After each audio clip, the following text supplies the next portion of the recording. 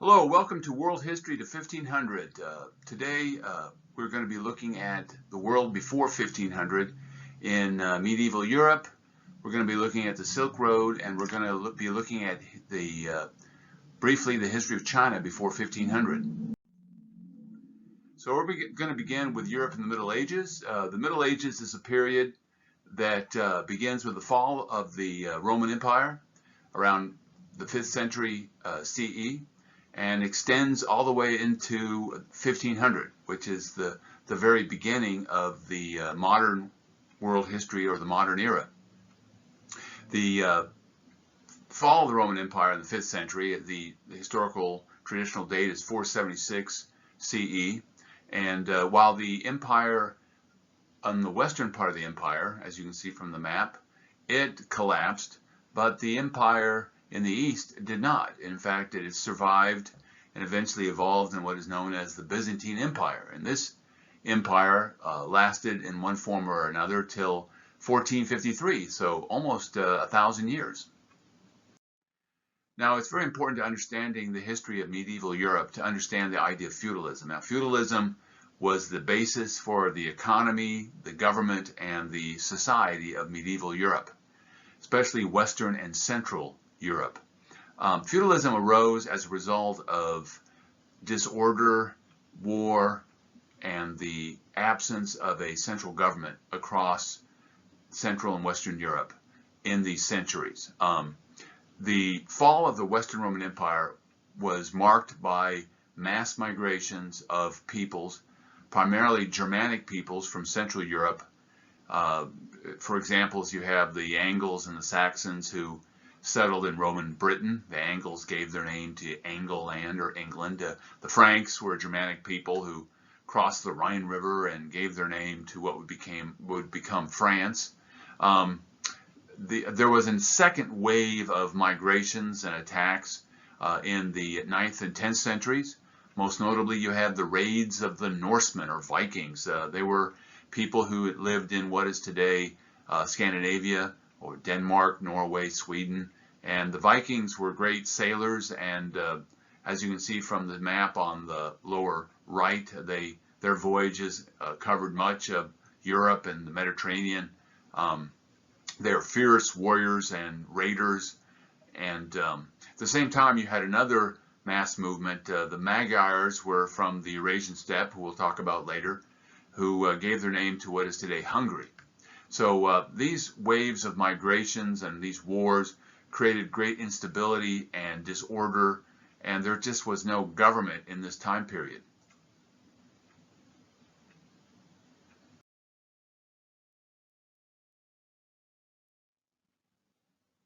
Now, feudalism occurred or developed in the context of local landowners trying to protect themselves and their families. So if you're back in the early Middle Ages, a large landowner would make a contract with a warrior. We can call him a knight. A knight was a horseman trained to do battle by fighting on a horse. And the lord would give land to the knight, and by doing so, the person who received the land would become the vassal of the lord. And when a lord gave land to a vassal, that land was known as a fief. And the Latin for that is feudum. That's how we get the word feudalism. Now, when a vassal received land from his lord, he pledged or vowed to fight for the lord as a warrior, and in return, the lord promised that the vassal would have that land and be able to pass on that land to his heirs. And so when these contracts were reached between lord and vassal, the vassal not only received land, but they received land, the labor that came with the land. They received estates, or a manor as an estate. You can see a picture of a manor on the slide there. A manor would be an estate worked by peasants or agricultural laborers, and they would work the land for the master of the manor. So the reason why these knights received these lands and the labor, the peasant labor that came with the land in the form of these manors, is because being a knight, being a man who fights, was a commitment. They were it was a lifetime commitment. Knights had to be able to fight on horseback and wield a sword or lance or battle axe, and this required years of training and practice, and the knights always had to be there to fight to defend the land of their lord. So since they spent all of their time fighting, the actual work of raising crops and raising livestock was left to the work of their serfs, their peasants. The serfs were the peasants that were bound to a manor. They weren't the personal slaves of these landlords, but they couldn't be bought or sold like chattel or like property. They were bound to the land that they worked. So a vassal could receive land as a fief from a lord, and these vassals in turn could grant land to vassals of their own. So you had this vast network of interlocking relationships that developed across Europe over time as a result of feudalism. We can see this process at play in the example of, let's say, Charles Martel. Now, we don't have a lot of information about the early Middle Ages. We have some accounts here and there, so we don't have a lot of data. But Charles Martel, we can see as an example of feudalism at work. He was a powerful warlord. He was a Frank who lived in what is today eastern France. And we can see what he did was to grant land to his knights, to his horse warriors, and they pledged allegiance to him. And he had great success. In 732, Moors and Arabs from Spain invaded France, and Charles Martel, with his army of knights who were his vassals, went into battle and defeated the Moors and the Arabs and had great success. Martel means the hammer, so he hammered the Moors and the Arabs, and so that showed that that Battle of Tours in 732 showed that these armed knights, these horsemen, were a very successful way of waging war. Now, the system of feudalism not only provided for a system of military protection, but it also provided a system of justice and law and order. For example, the vassals, if there were problems between vassals, let's say two vassals were having a fight over property, or one accused the other of some crime, then they went to the court of their lord, and the lord, their common lord, would serve as a judge to resolve the dispute. At the level of the manor, you had somebody who was the lord of the manor who'd received the manor as a fief. The serfs who lived in that manor, if there's disputes arose, if there were crimes that occurred, the court of the manor would resolve those differences. So the system of feudalism not only provided military, but also a system of law and order wherever it existed. Also, the serfs, when they on these manors, not only that they'd receive protection in terms of keeping law and order, but every manor usually had a castle, and a castle wasn't just the living space for the lord of the manor. The castle was also a fortified place where serfs could find refuge if there was problems or war or conflict.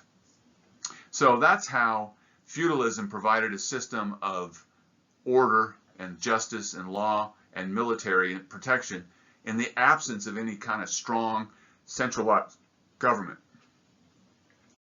Now, feudalism was a very successful system, and we can see it through the development over time of strong feudal kingdoms. Just give you a couple examples. One such example would be England was a strong feudal kingdom. Kind of goes back to a man by the name of William of Normandy. The Normans were Vikings who had settled in northern France, and William, in fact, was descended from a man by the name of Rollo, who was a Viking warlord who had been given a fief by the King of France at the time and become the Duke of Normandy and become the vassal of the King of France. Well, William, his descendant, had a claim to the throne of England, the Saxon throne of England. So he invaded England and became known as William the Conqueror. Now, when he conquered England, he had his army of vassals. His vassals were known as his barons. And he went in and, after he had conquered England, and rewarded each one of his barons with a fief, with land. And they became his vassals. In fact, later, over time, the successors of William of Normandy, the kings of England, they would hold council, hold meetings with their great barons, with the vassals of the king, and that is the origins of what would become eventually the English Parliament. Now, another example of strong feudal kingdoms of what happened in the Iberian Peninsula. By the Iberian Peninsula, you can see on the map there, we're talking about what is today Spain and Portugal. And what happened is that this area had been, back in the beginning of the 8th century, had been conquered by Muslim Arabs and Moors. And what happened is that Christians from the northern parts of the Iberian Peninsula began to invite knights from France primarily, but from across Europe, to come and fight for them as their vassals to reconquer territories that had been previously conquered by the Moors and the Arabs. And this is known in Spanish history as the Reconquista. And eventually what happens is the development of these strong feudal kingdoms across the Iberian Peninsula, such as Portugal and Castile and Aragon. And of course, this would become important in history because eventually the kingdoms of Castile and Aragon would be united by Ferdinand and Isabella of Castile and Aragon, and that would form the nation of Spain. You'll hear about them because, of course, it would be Ferdinand and Isabella that would send Columbus on his famous voyage. Now, all this peace and order that came about because of the success of feudalism, that led to the rise in population and led to the development of trade. And pretty soon we see, especially after 1000 AD or CE, we see the development of many medieval towns across Europe. And the people who lived in these towns made their living by trade and by working as craftsmen and artisans. Now, the people who lived in these towns, they were distinct. They weren't the aristocrats who were the great warriors, the great knights who were the landlords. Those were the elite. And they weren't the peasants who lived in the manors and worked the land. They were in the middle. And that's the people who lived in these towns are the beginning of what we call the middle class. And they're also known as the bourgeoisie because they lived in towns. The old word for town was borough or burg, and that's where we get the word bourgeoisie or town dwellers to describe this new class of people. And you'll be hearing a lot about them. And they had their own systems of government and organization. Like in the towns, everybody who was engaged in the same occupation as an artisan or as a merchant, they were organized into these guilds, and that's how life was structured. You can see a depiction of a medieval market town on the slide. But these guilds, like for example, in the government of the town, each guild would elect a representative to sit on the town council. Now, another important aspect of the medieval world is the importance of Christianity, and that's why oftentimes the Middle Ages is known as the Age of Faith, because of the importance of Christianity in the church in the Middle Ages. Of course, Christianity goes back to Jesus Christ, and many of you are probably aware of some of the basic teachings of Christianity, so I won't spend a lot of time on this, but Christ is actually a title. It means the anointed one. Christ is actually comes from, it's a Greek translation of the Hebrew word Messiah, which means anointed one. And an anointed one, of course, is a king. And the Jews had in their holy scriptures, also known as the Old Testament in the Hebrew Bible, because it was written in Hebrew, the prophets had foretold that at some point a king would arise who would be the anointed one, the Messiah, who was descended from the great King David. And now Jesus was a Jew who lived in Judea when it was controlled by the Roman Empire, and his followers believed that he was the Messiah. Now, since Judea was under Roman control, that meant that he was a rebel against, in the eyes of Rome, and eventually in 29 CE, around that time or so, he was crucified. He was executed as a traitor, as a rebel to Rome. Now, the followers of Jesus believed that as the Messiah, that he rose from the dead. There was a resurrection, and that his death on the cross was a way to cleanse humanity from their sin, and that his kingdom was not of this world. His kingdom was an eternal kingdom of heaven, and that everybody who accepted Jesus as their Savior, as someone who had died for their sins, would live, would be born, would be resurrected, and live forever in this eternal kingdom.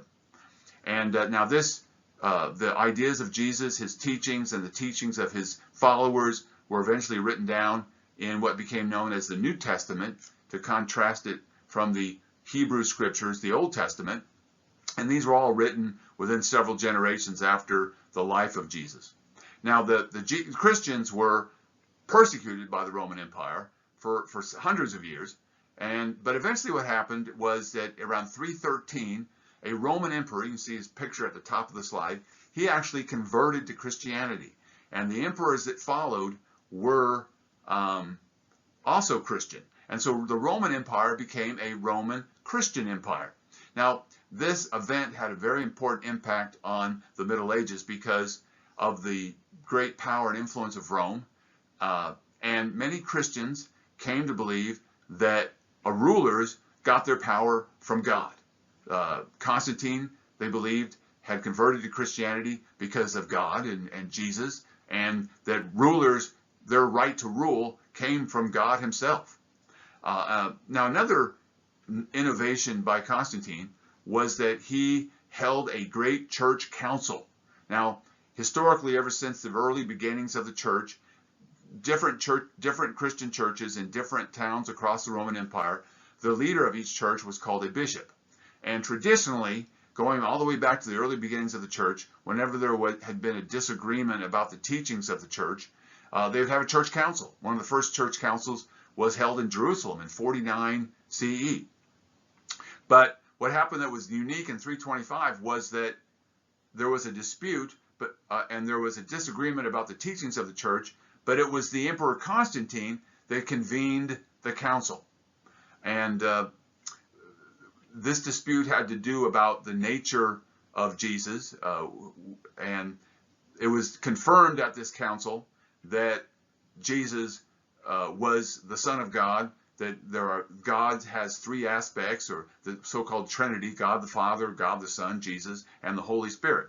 Now, this was confirmed by this council, but what was innovative about the Council of Nicaea was that Constantine and the Roman government now was determined to enforce the teachings of the church. In other words, now it became against the law of the land to teach something other than the teachings of the church. And this was new. And this set a precedent, so that all throughout the Middle Ages, it was believed that it was one of the jobs of government was to enforce and protect the traditional teachings of the church. Now, another very important development in the church during the days of the late Roman Empire was that a great scholar by the name of Jerome translated the Bible from its Hebrew of the Old Testament and the Greek of the New Testament, translated it into the Latin of his day. It's called the Vulgate Latin Bible. Now, when Jerome lived in 400 AD, Latin was still spoken. But what happened over time was that Latin evolved into different languages, whether it be French or Spanish or Italian. But the Bible continued to be studied in Latin, even after Latin ceased to be a spoken language. And that would continue to be the state of affairs all the way up until throughout the Middle Ages. Now, another important development that occurred in the late Roman Empire was the development of monks and monasteries. Now, monks were Christians who decided to devote their life to prayer and to evangelism, and they gave up. They never married. They were celibate. They gave up all of their possessions, and monks would live in a community known as a monastery and support each other and also devote all their time to prayers and to doing good works and to evangelism. And these monks and monasteries were very important in actually spreading Christianity to non-Christians. Probably the most famous monk, one of the more famous monks, was St. Patrick, who was the evangelist to the Irish. And he was a monk himself. And when Christianity was established in the 5th century in Ireland, pretty soon monks established monasteries throughout the island.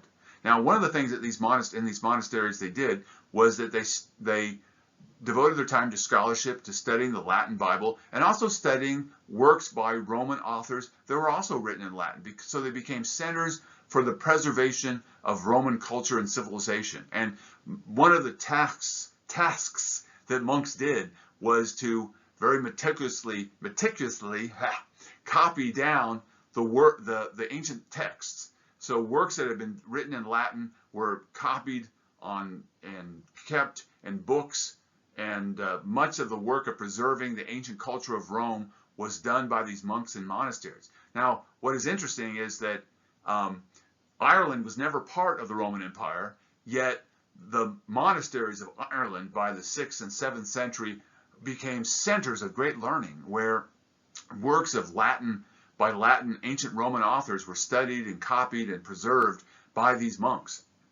So we see that monks and monasteries became one of the key ways in which Roman culture was preserved and transmitted to people across Europe. Now, another very important aspect of the medieval church and Christianity in the Middle Ages was the papacy. Now, the word papacy comes from pope, which of course means papa or father. And originally the pope was the leader of the Church of Rome. Now, Rome was the preeminent city of the Roman Empire. It was also one of the first churches established in Christianity. Supposedly the founder and the first bishop of Rome was none other than Peter, one of the foremost apostles of Jesus.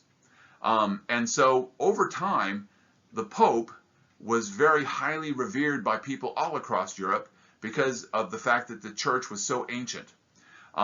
Just give you an example. In 800 AD, 800 CE, there was a great Frankish warlord named Charlemagne, or Charles the Great. Charlemagne created a vast empire, you can see from the map on the left, that encompassed much of Western and Central Europe. But in his eyes, he was re-establishing the glory that was ancient Rome. And he went to Rome itself and was crowned Roman emperor by the Pope. So he believed that the Pope, as God's representative, had the authority to give him the power to be the new Roman emperor. Now, Charlemagne's empire did not last very long. It was divided up among his 3 grandsons, and eventually it dissolved. But over a century later, a different warlord, Otto, a Saxon German warlord, Otto kind of resurrected the old Charlemagne's empire, a much smaller version of it, in Germany and Italy primarily. And he also went to Rome and had the Pope crown him as Roman emperor.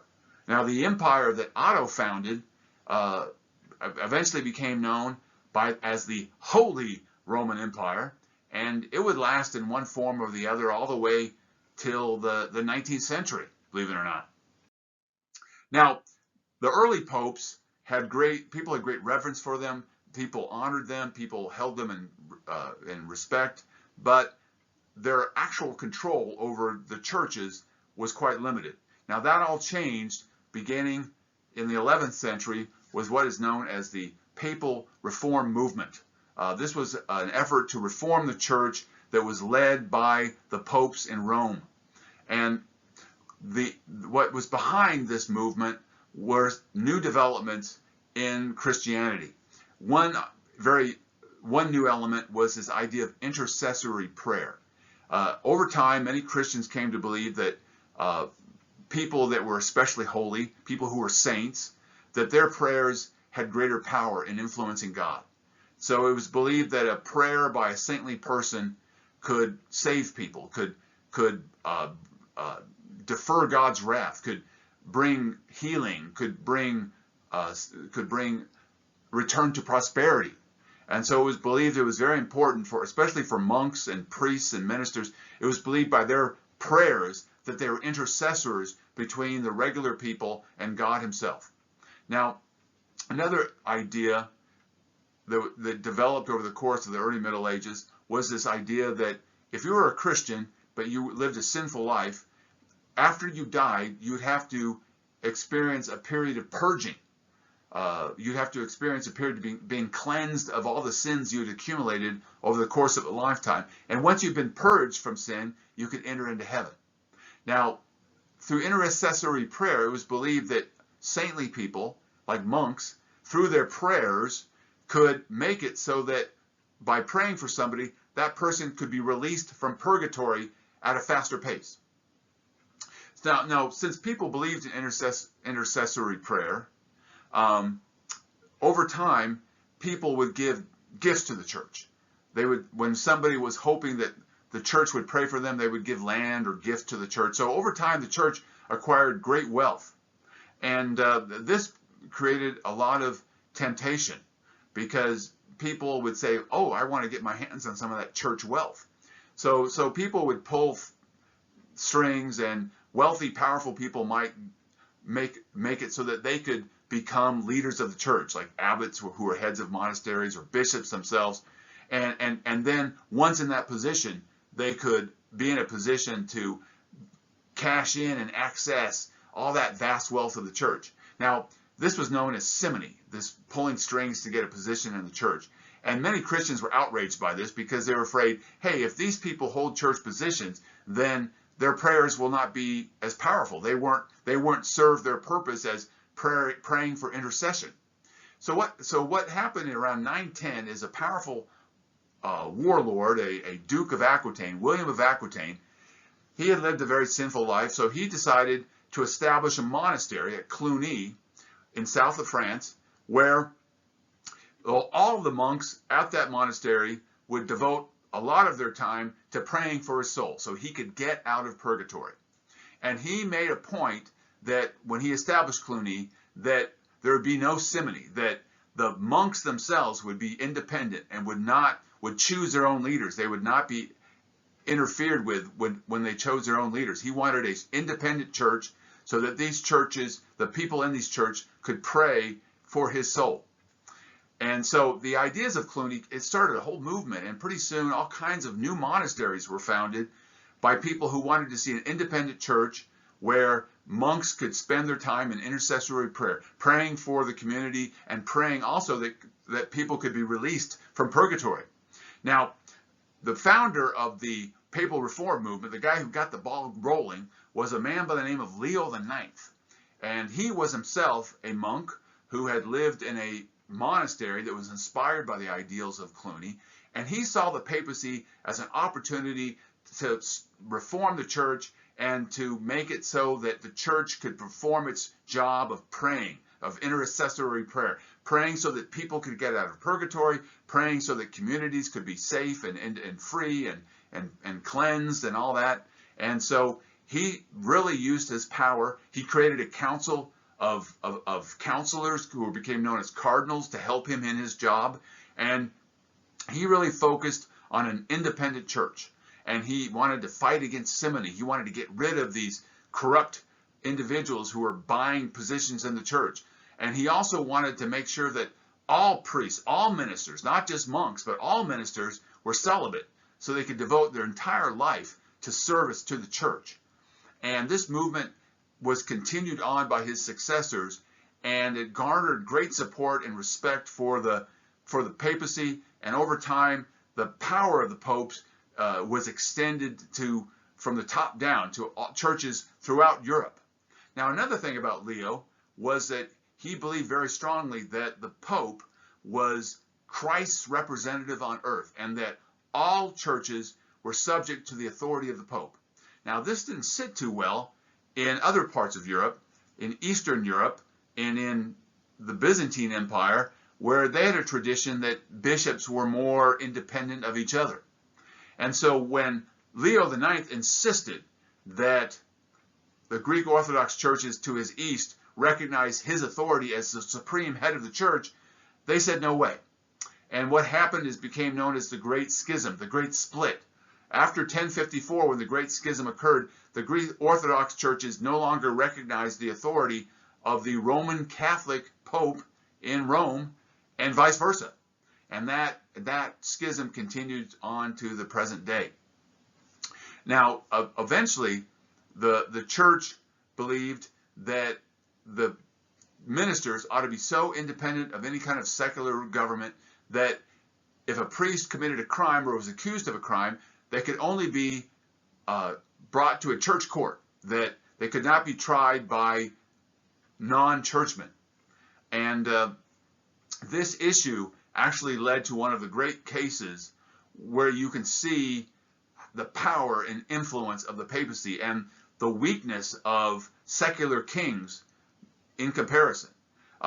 Now, like Henry II of England was the ruler of England, one of the most powerful men in Europe, and he was insistent that all people, including ministers and monks, abide by his laws, by the law of the land, the royal law.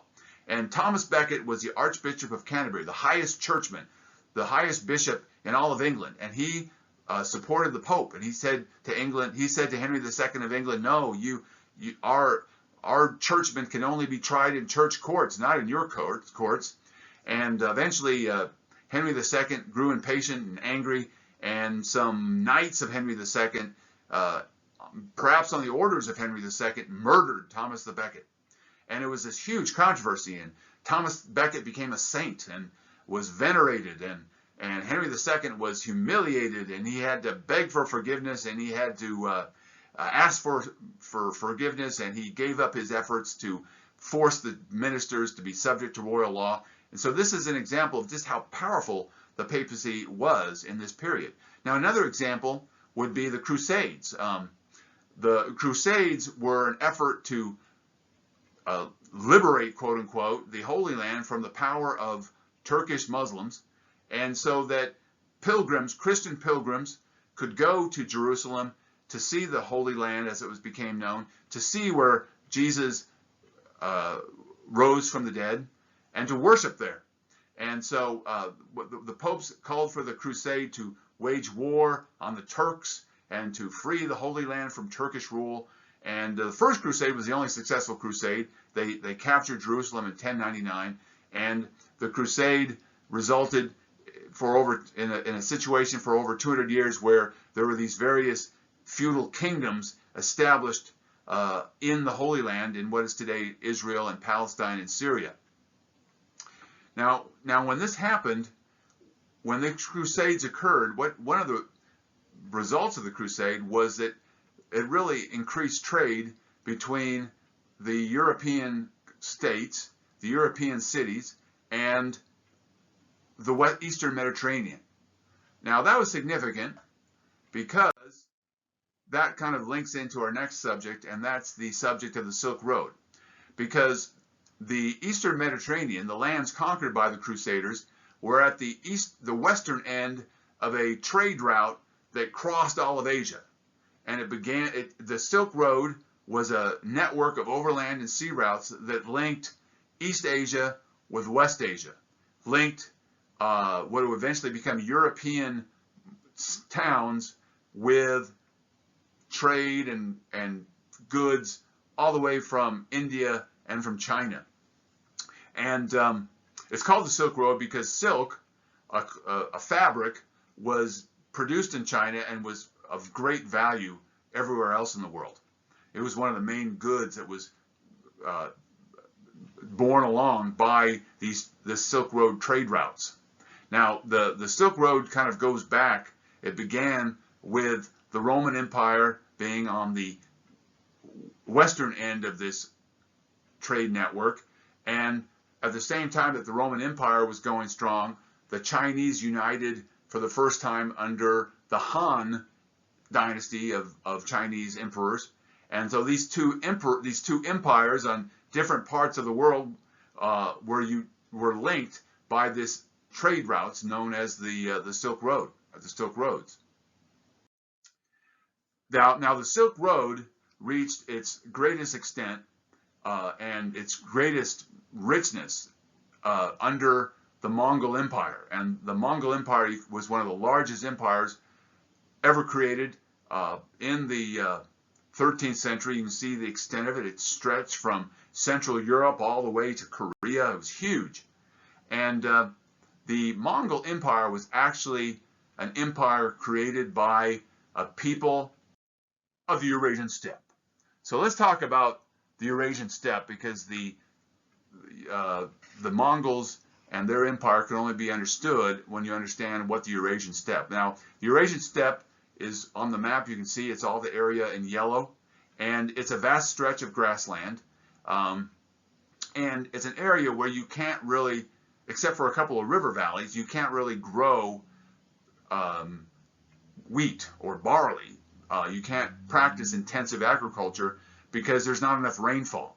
But on these grasslands, you can raise flocks of sheep and goats and raise cattle and horses. And so what we see is what is called mobile pastoralism. Pastoralism is raising flocks and herds, and it's mobile because if you are raising these animals, you have to keep them on the go, keep them on the move to find fresh pasture to feed, for the herds to feed on the grass. So along the Eurasian steppe, you have people who lived on the go. They were mobile. They were organized by tribes and ruled by elders.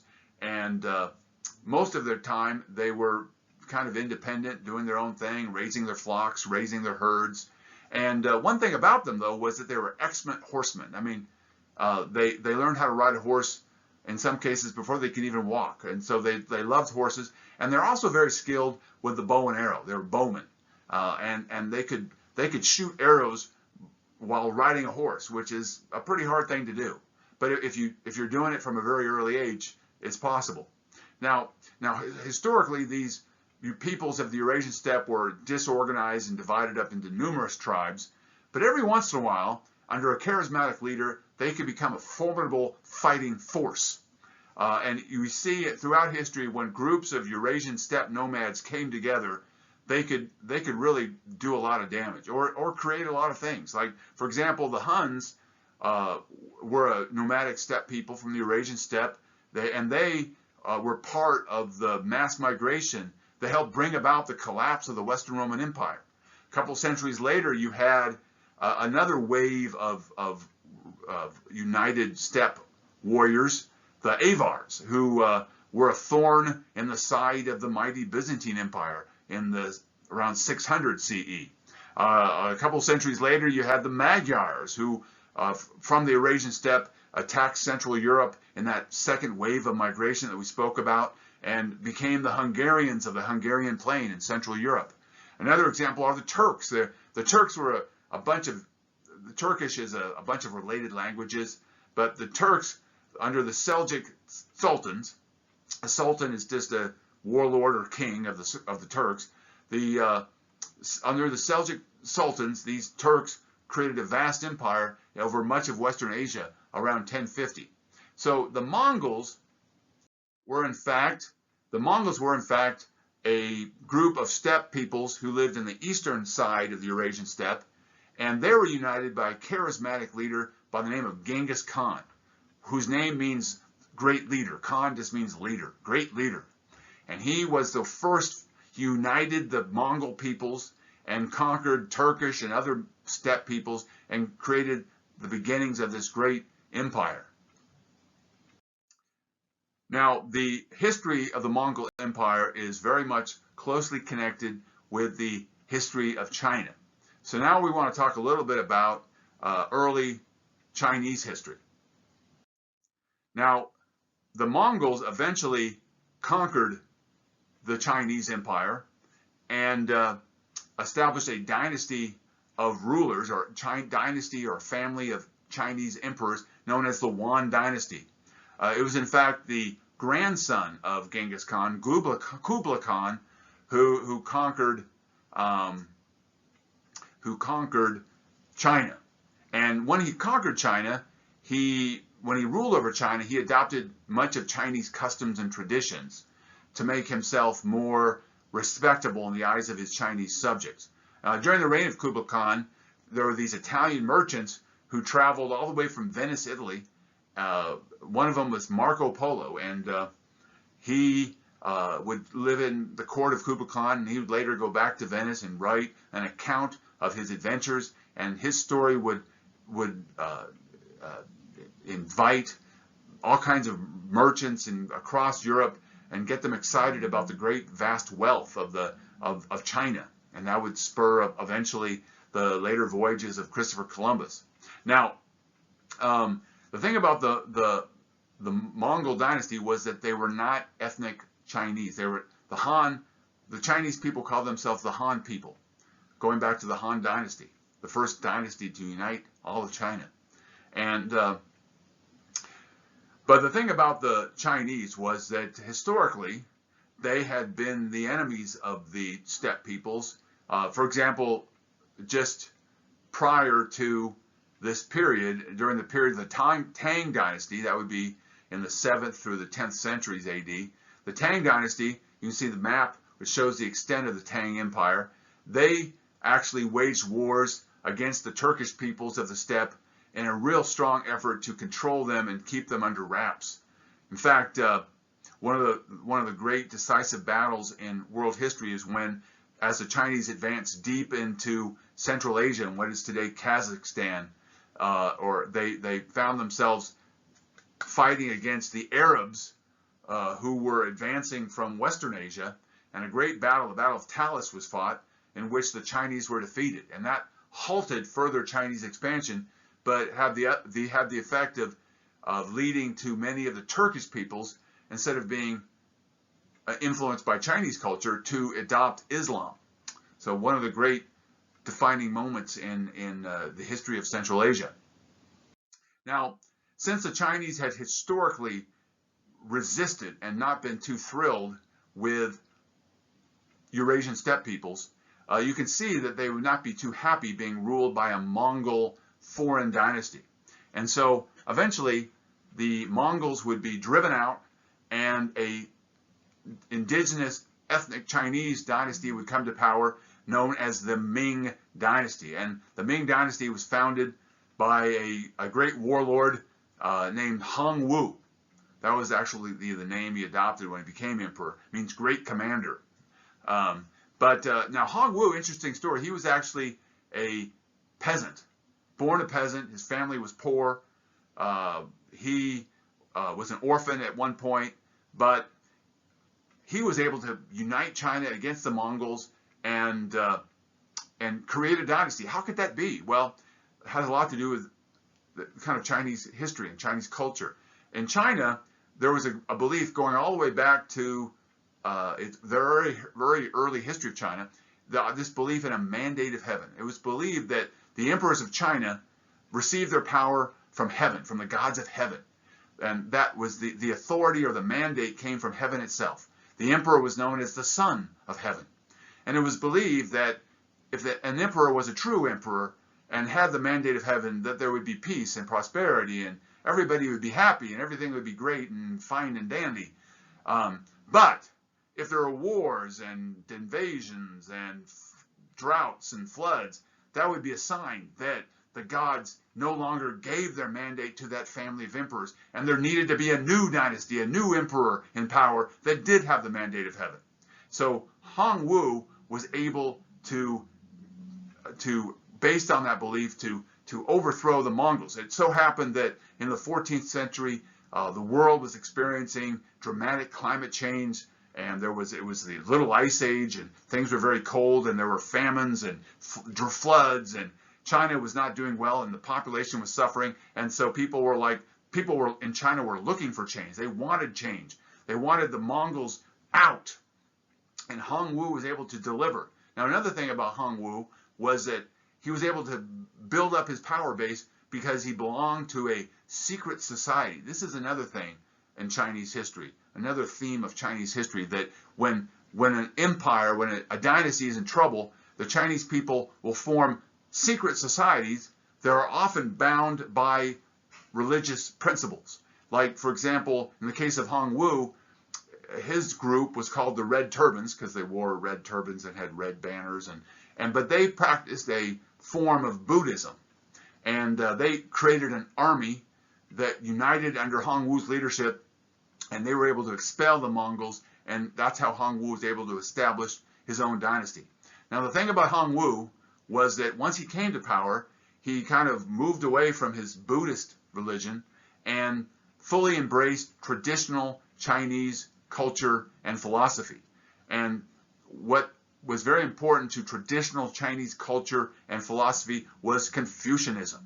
Now, Confucianism goes back to a great Chinese philosopher who lived about 500 BCE, and his ideas were very influential. He believed very strongly that men of great scholarship and education were best suited to govern and lead China. And ever since the days of the Han Empire, there was a tradition that if you wanted to hold a position in the Chinese bureaucracy, you had to be well schooled in the teachings and the ideas of Confucius. Now, one of the things that Confucius really strongly believed in was order and peace and propriety, and also showing kindness and compassion for others. In fact, he believed that you should love your neighbor as you love yourself. Maybe you've heard that before. Very common belief.